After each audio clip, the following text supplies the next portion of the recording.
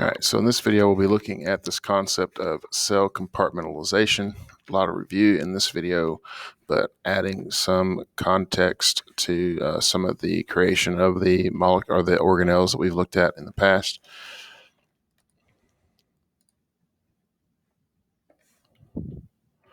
So this idea of compartmentalization, cells have a plasma membrane, of course. So you have a plasma membrane around a cell.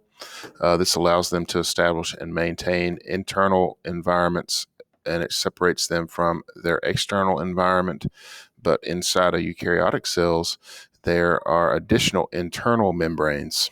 And so think of, we have a wall around this building, but we also have internal walls that have compartmentalized the building to make it more efficient, to make it more useful.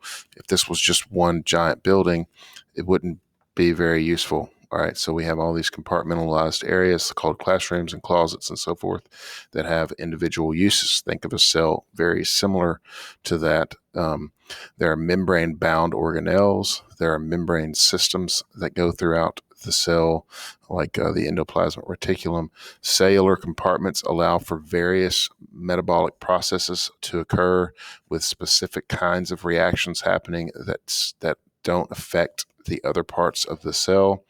So, there can be a lab going on in one part of the room or in one part of the building that doesn't affect whether, other people are having to deal with the smells or whatever is going on in the lab. And there can be something else going on in the other part of the building that doesn't affect one part of the building as well. And so it's very similar in cells. We're going to look at 3 examples of this.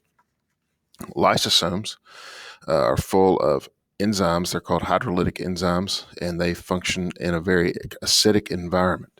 And so whereas the inside of the cell is not so acidic, the inside of a lysosome is very acidic. It maintains a very acidic pH, and allows it to do its job. It breaks down different materials and allows it to do its job better that way.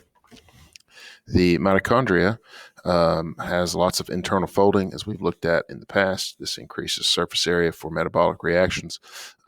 Electron transport and ATP synthesis occur on that internal membrane in the mitochondria, and creation of ATP, which is basically the cell's energy currency, is very important. And so you will see this cell or this particular organelle has compartmentalized in order to allow for that. The folding of that internal membrane allows for a greater surface area to volume ratio, which allows for more efficiency. And then lastly, the chloroplast also has folding, and this folding maximizes the surfaces inside for metabolic reactions.